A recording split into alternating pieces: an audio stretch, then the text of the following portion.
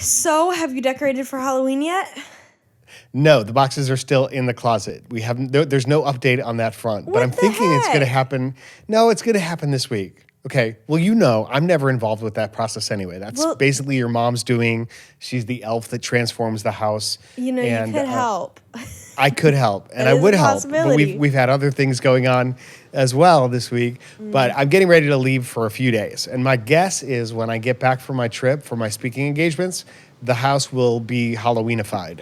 No, you Is that a guys word? need to do it together. Do it together. Yes. Trust me, we do quite a bit together. We do a lot of fun things together.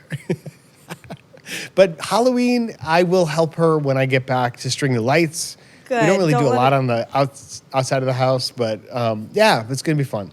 Yeah. And it'll be ready if you decide to come home. Like if you decide to come home for Halloween. How am I supposed to know, come home for Halloween?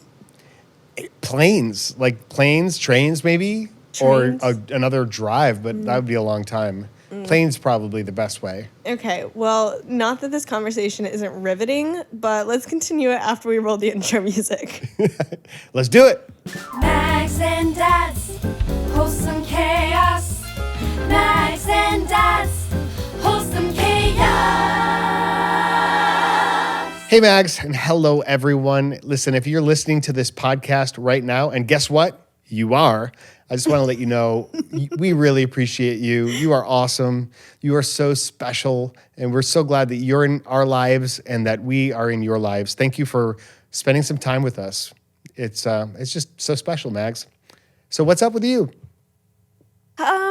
School, lots of stuff, crazy life. I'm a mom now. You did not get a dog.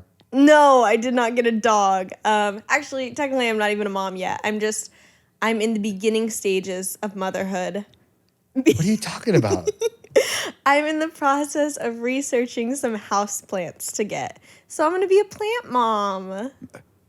Is that a thing? That is plant a thing. mom? I've never in my 53 years heard that expression. Plant mom. Oh my gosh, it's a huge thing. I'm so excited. I did some research about I think this is funny. I'm so emotionally sensitive to certain things, and kind of True. plants are one of those things where I was Googling are plants happy when kept indoors? Like if I have some plants, am I making them sad? Because plants do have sensory things, you know. They pick up a lot. Yeah. And so There's a book called The Secret Life of Plants. Your mom and I both read way back when, early in our marriage.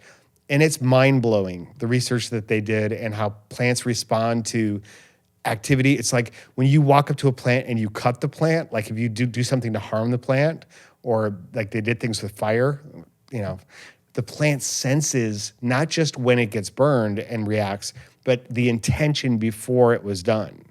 That's It's very so weird. sad. Yeah, I and know. so obviously I want to do this in a positive light, like giving them a great life. But I've been reading about a lot of the benefits of just your indoor air being a lot crisper and healthier, especially here in LA and stuff. And I'm really excited. So what are you leaning toward? Do you have any plants in mind? So the basic beginner one is a pothos plant. I'm pretty sure I'm saying that right. But I've been looking at, I also want to get some bigger plants.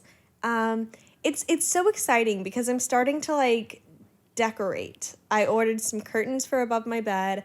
I've been looking at different rugs for the living area here. And so I'm trying to make it feel a little bit more like my space.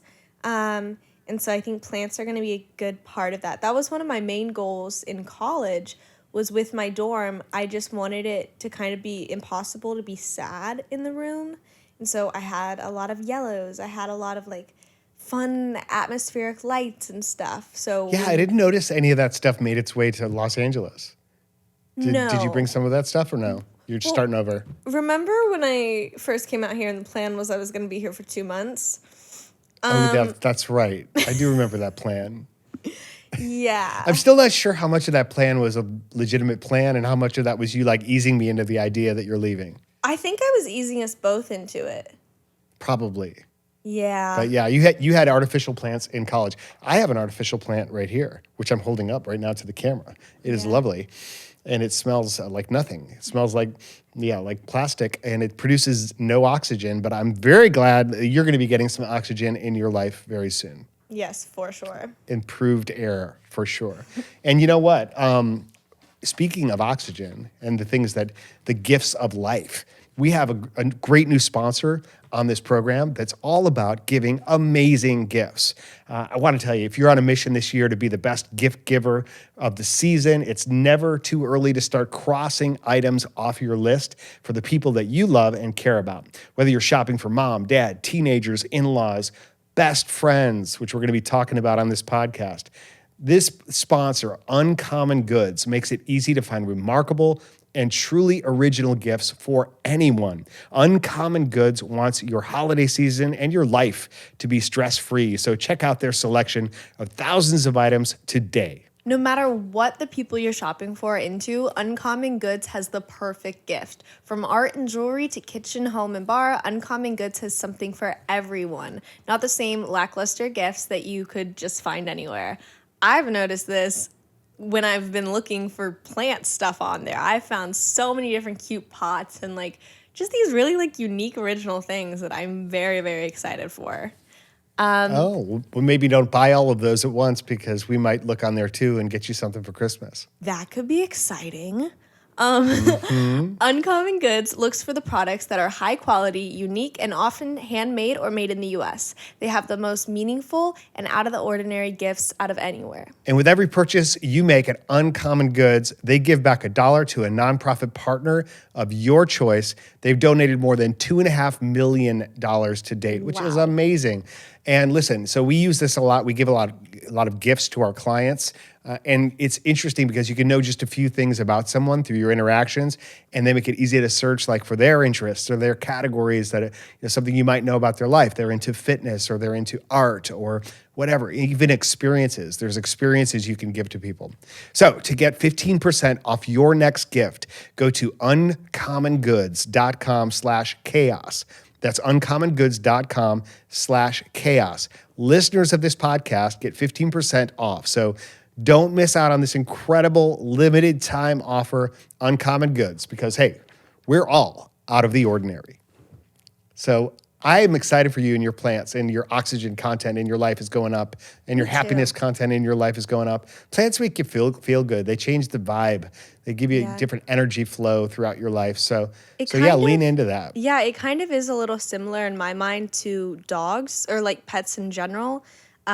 Where I know a lot of people, especially college kids, who, when you're struggling to kind of take care of yourself and just your mental state is struggling, to have something else to take care of honestly helps you a lot.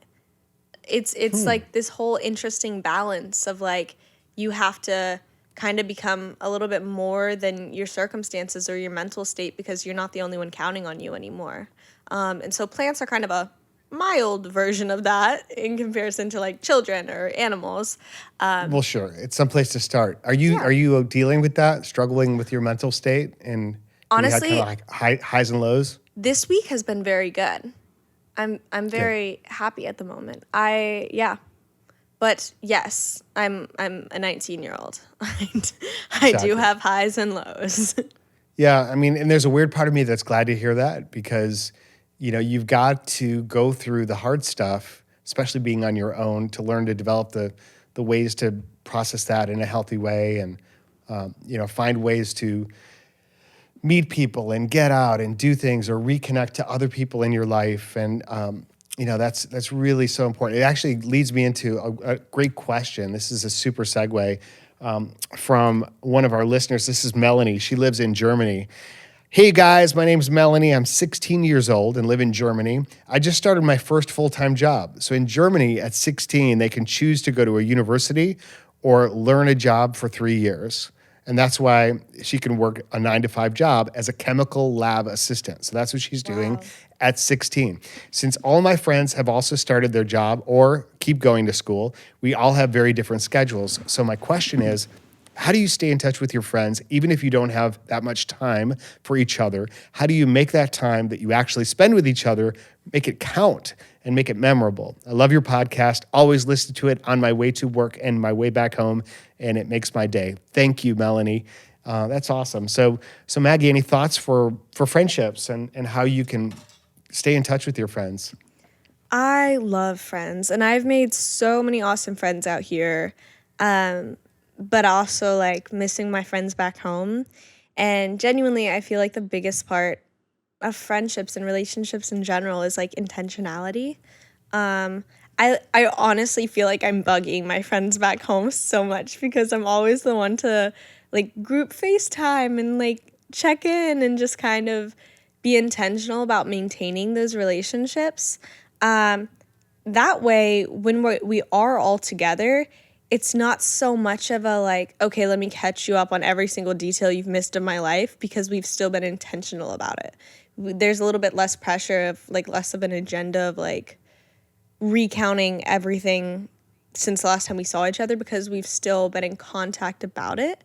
And then even out here, like when you can see your friends, just being intentional about being in the moment and listening to them and just having fun. Like, yeah, just quality time. Love quality time. Intentionality is the key. And in any friend group, it's going to be important to everyone, but there's some people who just don't have that skill. They don't have the ability to stay in touch as often, or there's so much going on in their lives. They're overwhelmed in some areas and they don't think to reach out. And one of the expressions that just always just drives me crazy is when somebody says, oh yeah, let's get together, or we really should do that. We really should make that happen. Let's get together soon. Because I know when I hear things like that, what it really means is we're not going to. Like we both of us validate that there's this intention or desire. There's a desire for us to get together. But nobody's going to take action to really say, when is that going to be? Let's put it on the calendar. Let's make a commitment. And so I've just kind of like piqued my ears to those types of expressions, like one of these days kind of thing. It's like one of these days never happens. You've got to make it important. You've got to totally make it happen in your life and in your friends' lives too. Yeah, for sure. I think it's about showing up, showing up for the big moments for sure, like when things are happening and that are really important to the people you care about, being there for them and prioritizing them, but also showing up for the little things. And when you are together, like settling into those moments. I just got back from a great trip of doing just that. I was up in Hot Springs, North Carolina, and my best friend since high school, Philip Solomon, is just this amazing dude. Uncle P. Yeah, you've got all these people in your life who are honorary uncles who aren't really related, but they consider you family as you consider them family. Yeah. And yeah, he's always been in my life since high school, since I was, I guess, 15, and always been in your life for sure. But Philip and I met in high school. And he has this extraordinary ability to stay in touch with people, to remember people, to remember names, to recognize people out of context and remember who they are, and then to connect people to other people. And it's a skill that I so admire, because I'm not nearly as good at that as he is. And it's just really been a very incredible tool in his life. And it's now kind of crazy off the charts because he runs a coffee shop in Hot Springs. So he runs this artisan gallery there where the whole town comes through this coffee shop at one point or another. And Philip knows everybody. I told him, like, you're going to be mayor of this town within a couple of years. And he's like, I don't know about mayor, maybe alderman, because that's where the power really is. And then you could get stuff done and make changes. But Philip was playing in Hot Springs at Riverfest, which is a big music festival, in a band.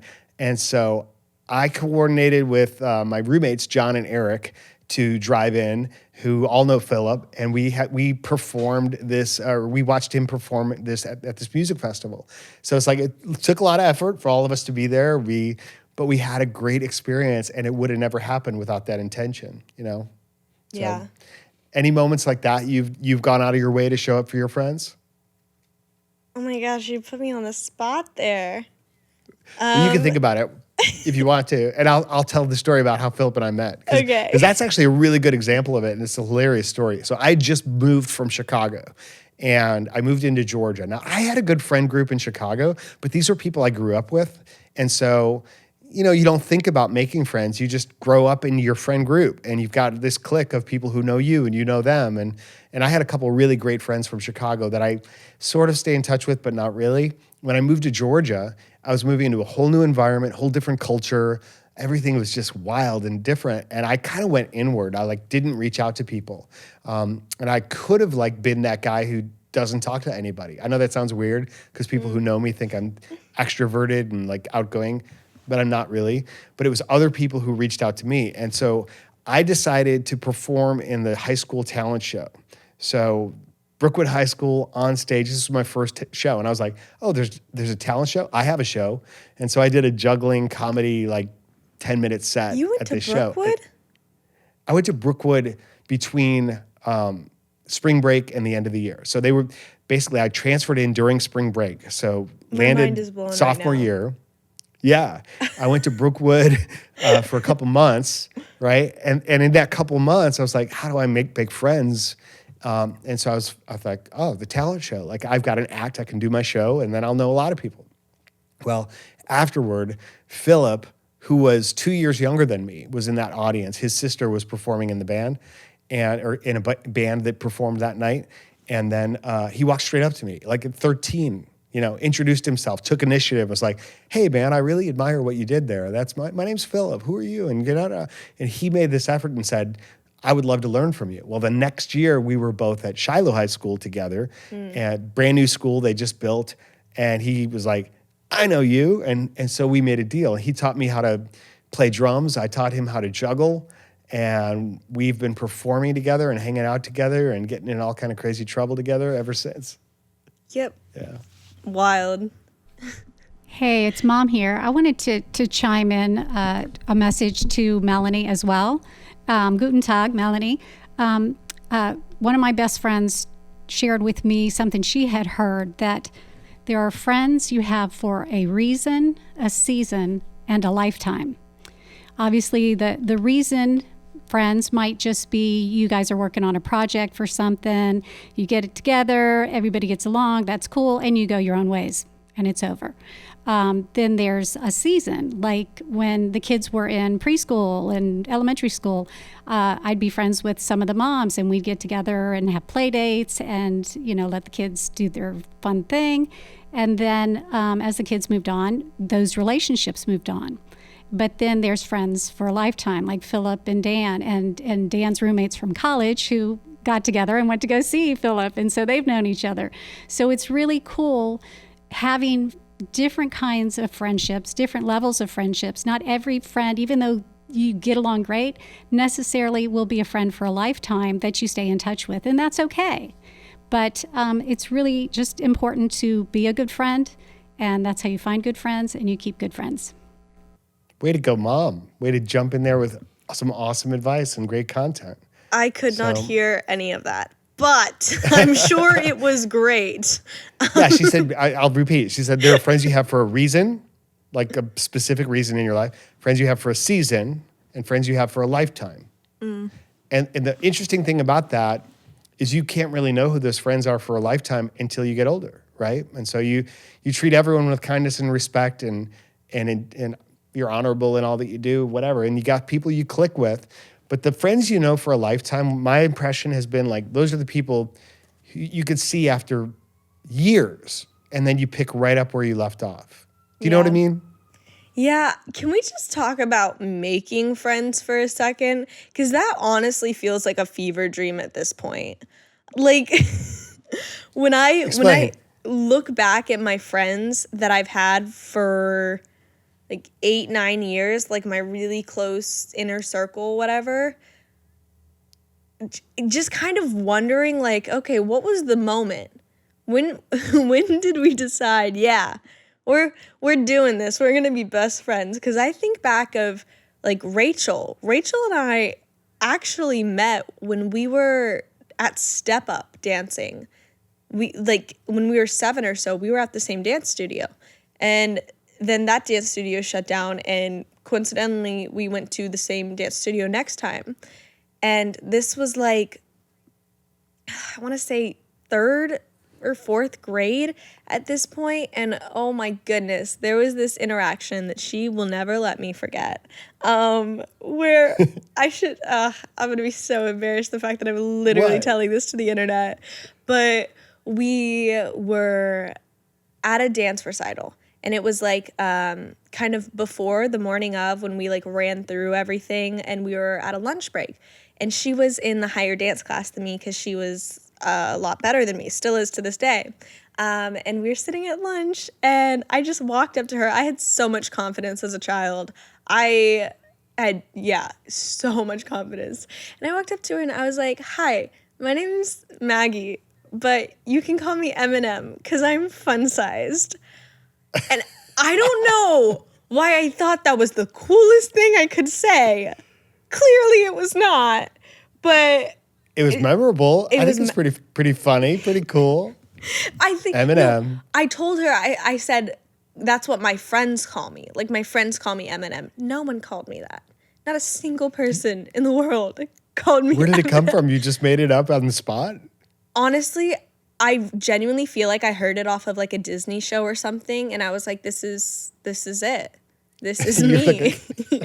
I'm taking it. You repurposed a Disney line into your own life. Literally. That's funny. And so that was like one of our first interactions, and we didn't really become great friends because I like kind of stopped dancing. And then a few years later in 6th grade, who shows up at my school but Miss Wonderful Rachel? And we like walked up to each other, and I was like, "You're familiar. How do we know each other?" We were like, "Dance." And then we became best friends forever. Well, you've got a lot of good friends. I do. Annie and Esley and Yeah. Goldie and like that, Aiden, that whole core group. You just named every single one of my friends. Yeah, well, see, I know your friends too. And I also just don't have that many. Your tight group, your really tight group. Well, that's awesome.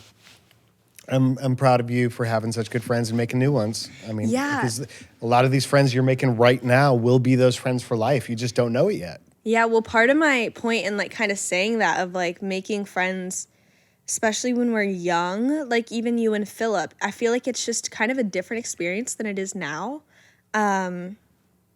But For sure. I have been crazy, crazy blessed with the friends I've made out here. Honestly, practically every single really good friend I've made out here have all said the exact same thing to me, where it's like, we feel like we've known you for years. And I feel the exact same way because I don't open up to people that easy. A lot of people think I'm a really big extrovert, and I feel like maybe you can relate to this a little bit. And I get it because on the internet, we're very bubbly and we're very out there. And when we're together, we're very extroverted. We But both when- get braver. Yeah, I think yeah, when we're for together. sure. But when I'm by myself, I can get very introverted. When I'm not comfortable in situations, which is a lot, I just kind of get more quiet and reserved and kind of just feel like I need to like keep it very together. But like the people out here, I genuinely like feel like I've known for years, and I'm very, very comfortable around, and it's incredible. And it's just been one of the biggest blessings and so exciting. So no matter how you old think you are, maybe- you can make friends. Oh, 100%. And so back to Melanie's question about how to stay in touch, just find ways. If you make it important to you, that's the first step. And it sounds like you already have. Like, I prioritize this as important. Then you're going to find other opportunities to reach out, to connect, to say, and then to make those moments count when you are together, to be present, to be really available. Maybe one of the features of like best friends or lifelong friends is that not only do you survive the good times, but you survive the hard times together. That's certainly the case with Philip and I. And we went everywhere together for a long. I mean, we did everything together. So much so my parents actually had a conversation with me and said, "Are you and Philip gay? Like, are you guys gay? It's okay if you are." I was like, "No, honestly, we're not. We just hang out all the time." That's so funny. And I mean, on shows and road trips, we did shows all over the planet. So, but there was one project we did where I was producing a friend's music. I decided to like back a record and produce this album, and I brought Philip in as the producer, and it was like, we're all friends. Anyway, throughout that project, it kind of went sideways.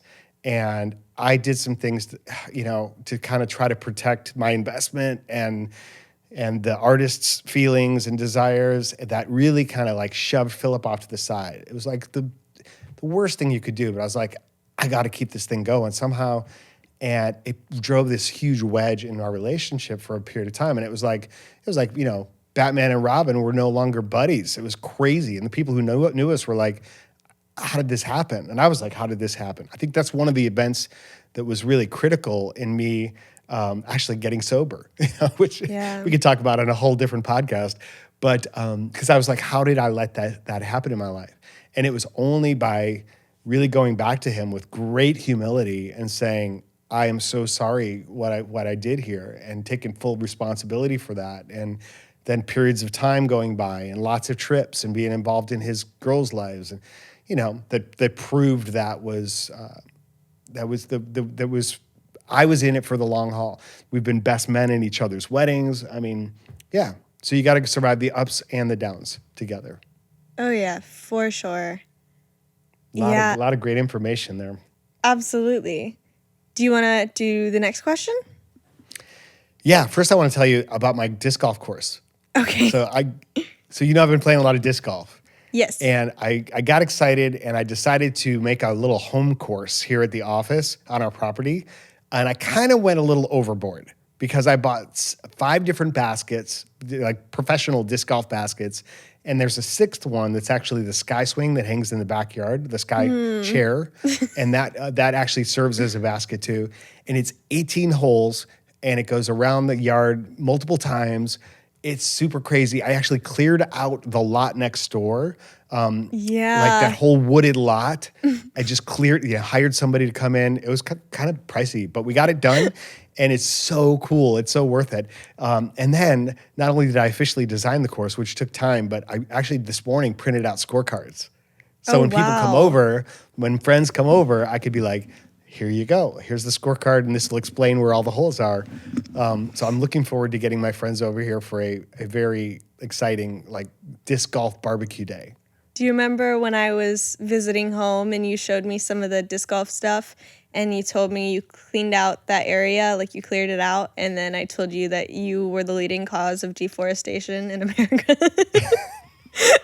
Actually, it's good for the trees. And as a plant mom, you should know this because how is that good for the trees? Because the trees that are around, you clear out the plants and the weeds and the bush and the brush and the ivy and all of that around there, and they get so much more nutrients. They have a stronger root system. They live and thrive and prosper. It's a healthy forest environment. That's what I'm doing.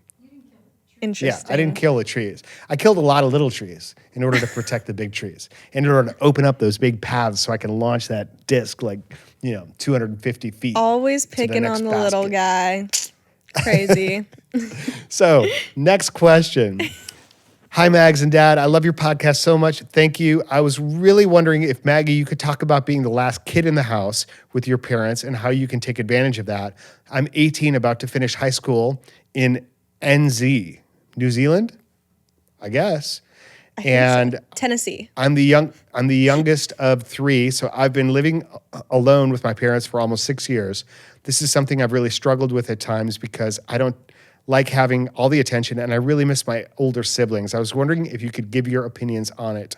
This is Anna. Anna in New Zealand, we think. Maggie, you were the last kid in the house. What do you think? I was the last kid in the house. And it was very, very sad at first. I remember crying a lot, missing my brother. And then I remembered realizing I no longer had to share a bathroom. But you kept using our bathroom. Yeah, you guys had a better shower. And I no longer heard people up at 5 a.m. except for my dad, actually. You were always up crazy early.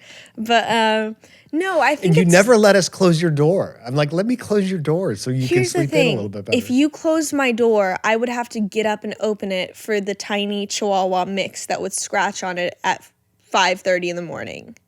And then That's true. Spencer would always come into my room. He didn't like to start the night sleeping in my room. He liked to start the night in y'all's room in his like little dog bed, but he always in the morning would come in and chill with me, which like I was fine with. It was cool. But if my door was closed, he was not having it. So that's that. We're getting off subject. Yes, but I really miss the dogs and I want to cry. Hey, you can come home for Halloween. How does that make sense? It probably doesn't, but No. it could be fun. But question, I think it's crazy how much a new normal can feel like a normal in only a short amount of time. Like it all became very routine pretty soon, honestly. And I think you said you don't always like all the attention. I don't mind attention from my parents, I guess, like genuinely, especially during quarantine. Well, Eddie was home during quarantine, which was really nice, but we're all literally like best friends in real life. Like it's not just an act. I would say your relationship with Eddie actually got stronger. Oh my once goodness. he left the house. So much stronger. Because after he went to college and then would come back, it was a little bit more of like we're both adults now. And we could have like a friendship instead of just like being siblings who like would pick on each other and stuff like that. But yeah, no, our relationship definitely got better as we got older. But yeah, I'm trying to think of the way to put this. It's a new experience, but it can be a fun experience. Maybe spend more time with your parents. Pick up the card game Nerds. That's what we did. And just find aspects of it that are really fun. And I genuinely think it will help you look forward to your siblings coming home even more. And that time will be even more special. And yeah, life, you grow up even if you don't want to. Like life changes even if you don't want to. And you kind of really do have to have a positive outlook on it and like look for the best to really try and enjoy it the most. Because I don't like change. Max. I really, especially when I was younger, like in high school, I really did not like change. It scared me a lot. I got anxious about it. And so when big things happened like that, I really had to kind of force myself to be positive about it. No, that's great. I was the youngest of three as well. Well, you have one older brother. I had two older sisters. So I was the last one in the house too. And I spent a lot of time at home. I guess I was okay with that. I did miss my sisters, and I would say over time, the adult relationships we have now are stronger. We don't talk to each other as much, but we have very high respect for each other and great love. I have the most amazing sisters. They're both very different and extraordinary in their own ways. And, you know, when we talk about old friends and people you know in your life the longest, I mean, that's siblings. Siblings are your first friends and sometimes your last friends. So, that's really important. And just see this time for what it is, you know. This is a unique period in your life, and it'll pass as well. And very quickly, you'll be on to the next thing. So just like Maggie said, make the most of this moment. I think that's really, really good advice. Okay. Speaking of kids leaving the house, I've kind of been in denial a little bit. I feel like it's hit me at a different level now about being an empty nester with you in Los Angeles and Eddie in Boston, that this is a new season for us. This is a different time. And it's been interesting to experience the emotions of that and the changes of that and new conversations with Mom about, well, what does the future look like for us? You know, in terms of when do we move to California? Where we live, where we, how we do things together, what we want to do together. Yeah. There's so much chaos right now, and wholesome chaos for sure, but like there's so much in transition with things that are happening. Your mom's dealing with, and I'm doing, and you're doing, and Eddie's doing, and it's going to take some time for our family to kind of like settle on like what's really happening. But I think you're right. Like we all have that intention of we want to be together. We are friends for life, and we want to be in each other's proximity, and so we'll figure that out. In the meantime, you know, my parents are here, and things are good, and I stay busy. Obviously, I'm always into something. So it's not that for lack of something to do, but boy, I sure miss you and Eddie. I really I do. miss you too. And I don't know if you can relate to this, but for some reason, like in my mind, I was like, oh, the rules don't apply to us. Like Which rules? When it comes to empty nesters. Like I was like, oh, they're never going to be empty nesters. Like, cause it's us. Like we're always going to be back. Like that's not something that happens. But truly, like I like Eddie and I haven't fully lived with you guys for like 2 years, almost a year and a half, because of college. And yes, I came home, but I wasn't there all the time. But I don't know. I was just like, oh, that's not us. Like, that's not going to happen. Of course it's going to happen. Like, I remember when I was a kid, I told you and Mom that I was going to live with you guys forever.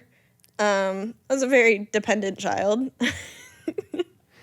But yeah. Well, you want that. You want that for your kids. I mean, you want them to have their independent life, and you take a different you take appreciation and love in a different way, right? It's maybe from afar and celebration and how can I be involved in supporting you in different ways? And you and I are obviously doing a ton of that. Like we're connected through this podcast and through our work, and who knows what we're going to be doing together, but we'll be doing a lot together.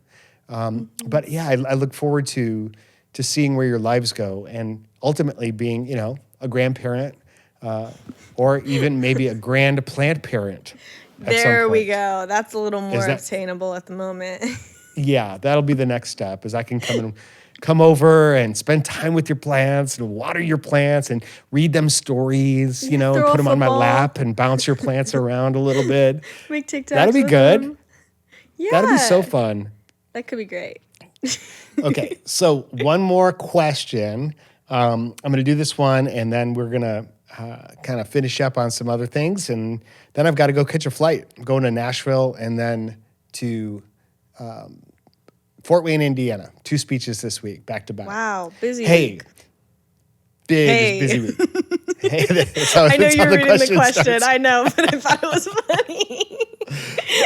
This one's from, I don't know if it's Eliza or if it's Elza. It's Elza.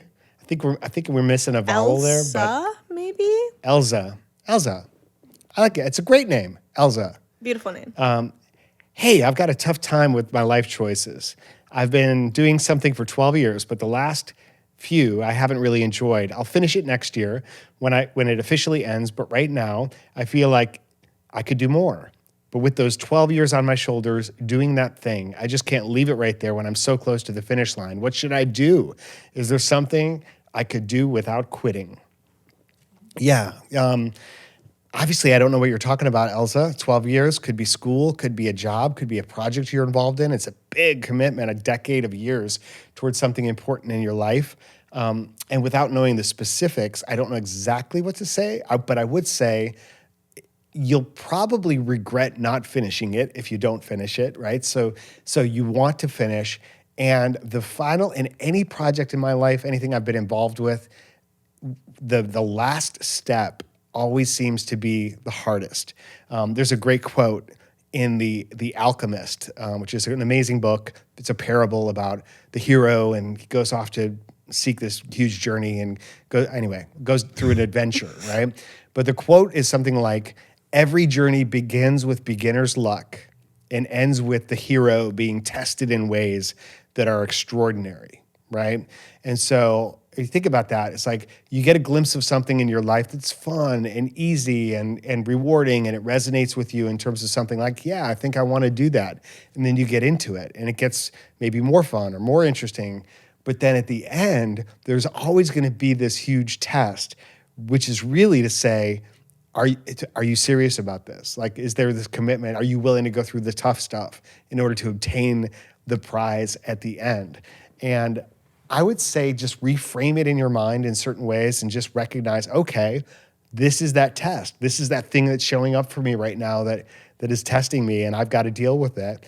And what we think is the last 5% of a challenge, quite often is like the last 20% of a challenge, because if it's something you've never done before, you really don't know how hard it is or how long it's going to take or what the project is. Certainly that was like my experience with writing a book or writing books and things like that. It's like you go through this process, and then at the end, the following through is the most important thing. And not just finishing it, but finishing it with the same commitment to excellence, with the same joy and satisfaction that you started it with. Because if you don't do that, passion. Right, Maggie. I mean, without losing the passion, because if you lose the passion, or if you give up and compromise and just say, whatever, I'll just get it over with, then that diminishes all of the other effort that you've already put into the project. So I hope that helps you to follow through with greater intention. And when you're thinking about a choice, quitting or whatever, think it through. Like, if I were to quit this right now, how would I feel about that looking back from that decision? And you'll probably be able to go to the end of that and look back and go, no, I wouldn't feel so great. So recommit to the end and know time's going to pass anyway, right? So a year from now, you'll be done. A year from now, you're going to be so satisfied and on to the next thing in your life. And everything that you've been through, even though that's may or may not be what you stick with in your life journey, it all still counts because you'll be able to use it in your life journey in some way. Yeah. So thank you, Elza, for the question. Maggie, what's going on in your life journey? What are you working on this week? The goal is to get homework done as soon as possible, get this place cleaned up and nice. The Rose Bowl on Sunday, which is this like big kind of, it's kind of like the Trading Post. Do you know what it is? The Rose Bowl? Yeah. It's like a market. It's okay. We're talking about two different things because the Rose Bowl is a big football game, and but that happens in January. This isn't like it's in Pasadena, and it's just like this really big market, and there's like a lot of vendors and like small businesses, and it's the second Sunday of every month, and I want to go. So I'm very excited for that. Also, I might be going on a road trip. Isn't that exciting? Road trip? Yeah. In Samson? No, I don't want to drive. I want one of the other girls to drive. But we're talking about going to the Big Sur, BIGSUR. Nice. Yes. And so we would just like go up for one night and make a ton of content. And it could be super fun. It's like my Bible study girlies. And so I'm like, wow, that sounds like I'm making friends. That's awesome. I sound like so lame when I talk about making friends on here. Like I hope none of them listen to this because they're like, wow, she's obsessed with us. But no, I'm just very excited to be making new friendships out here. But yeah, I hope that happens. What about you? Anything besides work, speaking? Yeah, well, just these two speeches, and then I come back, and then next weekend, Mom and I are going to go do some stuff, and we've got some fun plans. Going to see a friend's show, and we're staying busy, and we're finding different ways to play. Well, I get to play. I get to do disc golf and fun things all the time, and your mom does taxes, and so it's true. I feel bad about that, but she's amazing. Like your mom's just been getting after it night after night after night, plowing through the hard stuff. Which is just so wonderful and amazing. So, yeah, she's a superhero. Yes, and so are you, kiddo. So have a great week. And again, everyone, thank you so much for listening to the podcast and telling us something about your lives and your questions. Please go out to wholesomechaos.com and you can look at our sponsor links there. You can ask questions. You can download a free 10-minute guide for improving family communication within your family, which is actually really helpful. And I'm super proud of that. And just find out a little bit more about what's going on with us and stay in touch. We want to definitely grow this community. And what else should they do, Mags? They should. Can you subscribe to a podcast? I definitely should know this. Subscribe to the Spotify, podcast. subscribe. Yeah, so you can listen to it every week. I think it's so. I was literally just thinking about this as we were talking, Dad, where it's like we've put a lot of our life out on the internet, but this podcast, like, it's so personal. Like, it's a direct insight into like our conversations and stuff. And I feel like it's just like a whole new way for you guys to get to know us and like us getting to know you guys too, like through these questions and communications. But if you enjoy that, if you're like having a fun time with this, please subscribe. Please tune in every week. You can follow us on our other socials, Maggie Thurman, Dan Thurman, Maggie's dad, 123. And yeah, thank you guys so much for listening. And recommend it to maybe some friends who don't know about the podcast yet. The more we grow the podcast, the more we can do in the world. And so the more fun we can have and the bigger impressions that we can make to help people along the way. So thanks again for your time. And Maggie, I'll talk to you again soon. I love you. I love you too. We love you, everybody. Take care. Have a great week. Bye. Mags and Dads, wholesome chaos. Mags and Dads, wholesome chaos. You can Ready? say it. Okay. 1, 2, 3, clap. I did it wrong. Yeah, I was why late. do you say clap? You just clap.